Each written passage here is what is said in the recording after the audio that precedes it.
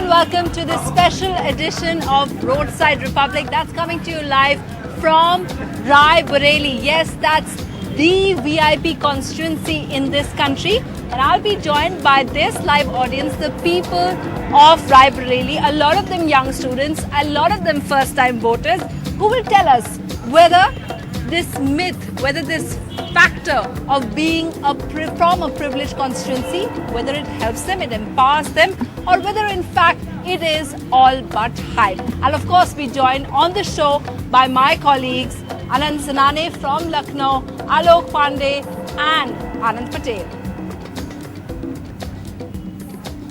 We're coming to you live from Lucknow, where we will tell you about how Mulayam Singh is playing the upper caste card to win this election.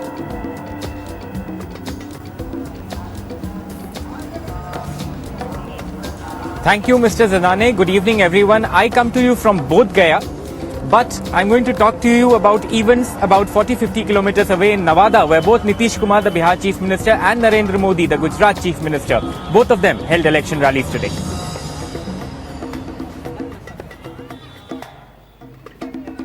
And from Hisar, we'll show you how the Gen Next leader, Dushyant Chautala of the INLD, is battling it out in his debut elections.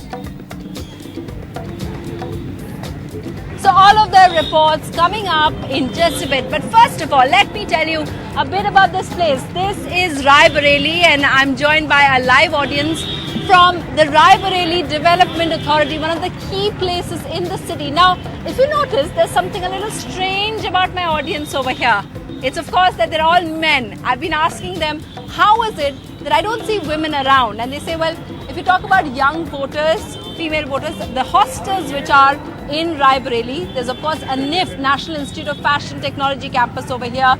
All of them are in hostels and closed down. And a lot of women, even though there's no safety issue over here, don't want to move around. Now we'll be speaking to them in just a bit, but first, the story of the day. Sonia Gandhi filed her nomination to represent Rai Bareilly from here for the 4th time. But while she was doing that, what became the story actually was what Varun Gandhi, who's actually campaigning and fighting from a nearby constituency of Sultanpur, said about his cousin. Take a look. Sonia Gandhi and her pitch to be Rai Bareilly's MP for the 4th time was meant to be the story of the day. But it was the next generation of Gandhis that stole the limelight away from the UPA chairperson and Congress president. The first cousins shared a rare public exchange, whose warmth proved too much for the BJP top brass to bear. It all started with what seemed like a compliment from Varun to Rahul Gandhi, fighting from adjacent constituency of Sultanpur and Amethi. Small scale industries जैसे कि हम लोग ये सोचें कि self help group जैसे राहुल जी ने अमेठी में सफलतापूर्वक Rahul accepted the compliment while elaborating his achievement. We've done it to connect the farmers of Amethi with the rest of the world, and we've done it to seriously develop Amethi in agriculture, in women's empowerment and in education. But this brotherly admiration didn't go down well with Varun's bosses, who have stepped up the attack in the Gandhi bastion, fielding for the first time a high-profile candidate like Smriti Irani from Amethi.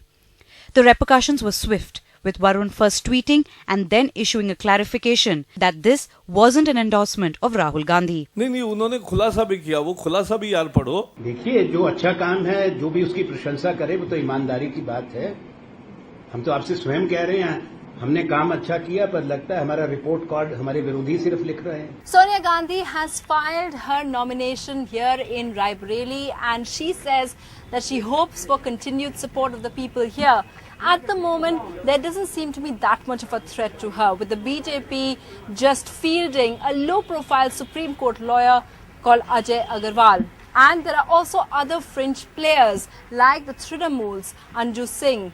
However, that may change if the AAP party decides to field someone high-profile against Sonia Gandhi.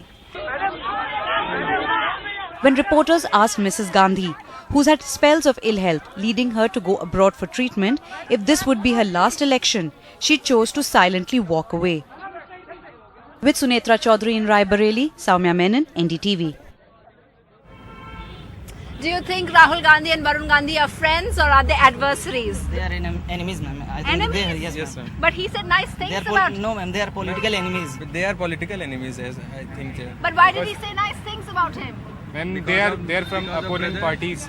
One is from He's from BJP BJP and So BJP has no reason to be worried. The young men over here think that they're very clear those are adversaries, they may be cousins. Now, Sonia Gandhi also making news, huge political news, because of a meeting with the Imam Bukhari in Delhi yesterday. That meeting creating lots of political waves with the BJP protesting and saying this is against the election code. The Congress responding, take a look.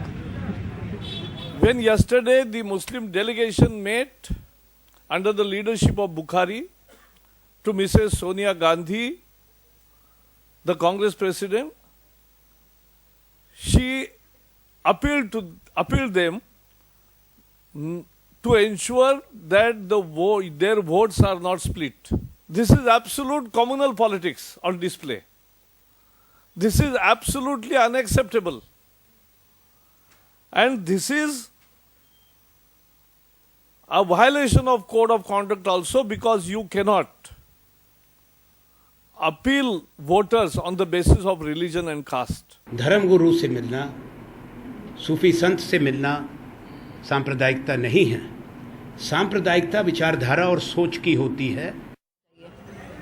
Okay, so that's the politics playing out at the center. But here in Raebareli, it's more everyday issues. Issues like, do you have enough power? Do you have the right facilities? And that's why I have young voters with me. Now, if you ask everyone over here, what's the one big advantage of being from Sonia Gandhi's constituency, from VIP constituency? And what is that? It's only And there was very 24-hour electricity. 24 hour means we are getting 18 hours electricity. It is very good comparison to village.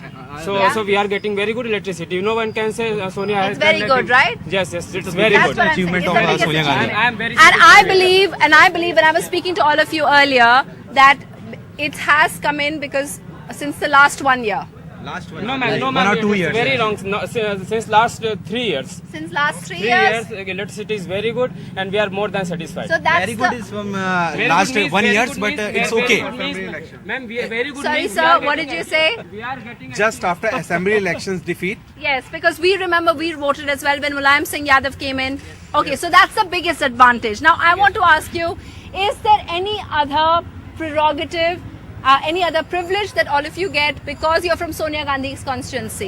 Any other privilege? only the name of the city is so high. In everywhere where we go, we share with people. They ask from where do you belong. We only say about Raebareli. They only know the name. तो उससे आपको कोई फायदा होता है? Yes, ma'am. ये तो होता है कि एक नाम जुड़ जाता है कि हम सोनिया गांधी जी की सिटी से belong करते हैं. Now I want to ask you, when you look at Sonia Gandhi. Yes, ma'am. so when you look at the promises, and I've been speaking to people, they talk about the fact that you have a lot of you have the rail coach factory set up, you have NIFT, you have the other things. 1 second, yeah. So I wanted to ask you, do you think that employment generation, has that been delivered or not? Yes, ma'am. Of course. You've It is got delivered. that. Yes, ma'am. Ma'am, we don't have got that because of that, because local persons are not preferred in that rail coach factory. The engineers are coming from the outside like South India and other places. And I believe one of the problems is that production is not done over here. It's some of the finishing work that is done. Manufacturing isn't done. And that's a problem. So not that much employment. Yes, ma'am. Under progress. Ma'am, So we Okay. can- आप कह रहे हैं कि you're not very happy. Why is that? Because we have not got the complete satisfaction because the employers and the big contractors are from outside. We don't have any employment at our level. Not at your level. Yeah.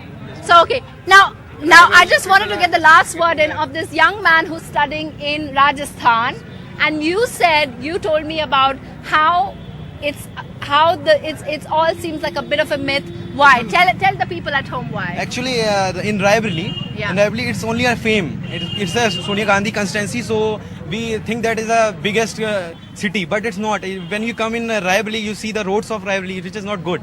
And in Raebareli there are, I agree with this, Sonia Gandhi opens a lot of colleges and all, but you cannot evaluate only by road. But the A bit of disagreement over there. But one question. We are out of time, but one question. Okay, one second. Sonia has done nothing is very wrong. One question that everyone I want to ask. Do you think there'll ever be a time that people will vote for somebody else? Yes, ma'am. There will be? yes, of course. We are only for Sonia. We are only for Okay, well, opinion is totally divided on that, whether there will be somebody else beyond the Gandhi family or not, but we just have to wait and see. For now, of course, they're saying there's no, opponent worthy of her. That's what a lot of the people over here are saying, that this is a Gandhi borough and it will remain so. Now, it's over to Anand Zanane in Lucknow.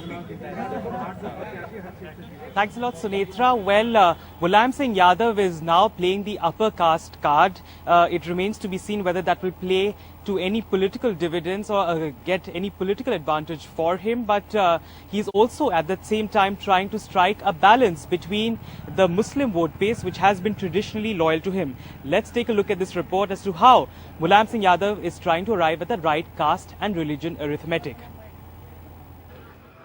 Gripped by the Modi fear factor, Mulayam Singh did something he has never done before. His latest poll gambit, a separate caste commission for the upper castes. Mulayam realizes that no election can be won by isolating the upper castes, which explains the presence of a whopping 21 ministers in his son's cabinet.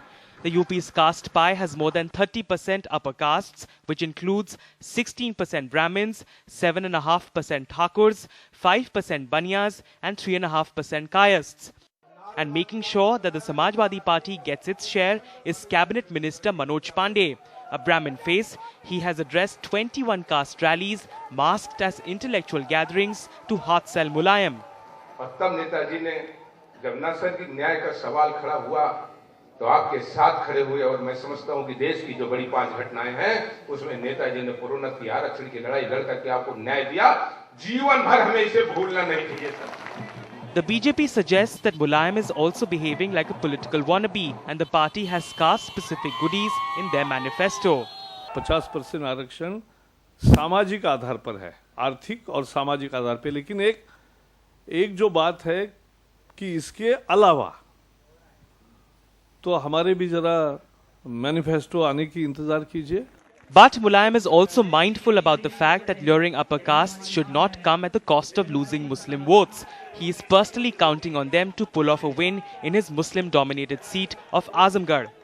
So in the manifesto, Muslims have been promised population-based reservations and the controversial commitment of releasing innocent Muslim youth allegedly framed in terror cases. Something that resonates with Mulayam's own constituency Azamgarh, from where the maximum number of terror arrests have been made. Every political party is trying to tweak their caste equations and Mulayam Singh is no exception. Through his manifesto, he has chosen to walk the tightrope and attempt to balance both caste and religious considerations. With camera person Ramesh Verma in Lucknow, this is Anand Zanane for NDTV. Well, let's now migrate on this show from Uttar Pradesh to right next door in Bihar, where Alok Pandey joins us about how Nitish Kumar and Narendra Modi came dangerously close to each other while campaigning over there. Alok? Thank you, Anand. You've already said it. It was a day of big political rallies in Nevada. Bihar Chief Minister Nitish Kumar and his arch political rival Narendra Modi. Both of them held rallies about 25-30 kilometers apart from each other and 2 hours apart from each other. Nitish spent a lot of time attacking both the Congress and Mr. Modi. Mr. Modi, on his part, dedicated more of his speech to attacking the Congress and Lalu Yadav. Let's take a look. सुना हो सुना अति पिछड़ा नौजवाना माँ, सुना हो सुना अति पिछड़ा नौजवाना माँ, तोहरे पे नीतीश के नाज भरी. It's about 1:30 in the afternoon and Bihar Chief Minister Nitish Kumar is here at this spot about 25 kilometers from the main Nevada town to address an election rally. He's the first of the block on a day when his arch rival and Gujarat Chief Minister Narendra Modi will also be in the Nevada Lok Sabha constituency to address an election rally in favor of the BJP candidate from here. Nitish Kumar launching a twin attack. His targets, Rahul Gandhi, who held a rally in his state yesterday, an ally turned enemy BJP's prime ministerial candidate, who was yet to land in Nevada. लगता है ग्रामीण विकास मंत्री जयराम रमेश ने ठीक से tutorial नहीं किया, वही पुराना राग है। और हमने जब देखा कि जिस चेहरे को सामने लाया जा रहा है उस पर देश के करोड़ों अल्पसंख्यकों का भरोसा नहीं है, तो हमने भारतीय जनता पार्टी से नाता तोड़ लिया और इसकी परवाह नहीं की हमारी सरकार रहेगी या जाएगी। It's about 3:30 in the afternoon. The BJP's Prime Ministerial candidate, Mr. Narendra Modi, is speaking here in Nevada. You can see to this side, thousands of people are here to attend his rally. This, of course, is a huge increase in numbers. In Nitish Kumar's rally in the Nevada Lok Sabha Assembly seat, about 2 hours ago, there was very significantly less number of people. But then the JDU say that this is an unfair comparison. Mr. Kumar goes around Bihar, holding 3 to 4 rallies every day, whereas Mr. Narendra Modi comes here only once in a while. Mr. Modi's speech, though, seemed designed more towards pleasing the BJP's core Hindutva base, with the Gujarat Chief Minister raking up animal slaughter. पशु काटने वाला, देश की दुनिया नदियों को तबाह करने वाला अगर कत्ल खाने करता है तो दिल्ली की सरकार सब्सिडी देती है। The pot shots at Nitish Kumar were fewer today, but the crowd evidently polarized. हाँ, मेरे इलाका में काम हुआ। किस तरह का काम हुआ है? किस तरह काम हुआ है? कौशल जी दिए हैं, ट्रांसफार्मर दिए हैं, रोड दिए हैं। भारत का पीएम नरेंद्र मोदी बनेंगे। In Nevada with camera person Habib Ali, Alok Pandey, NDTV.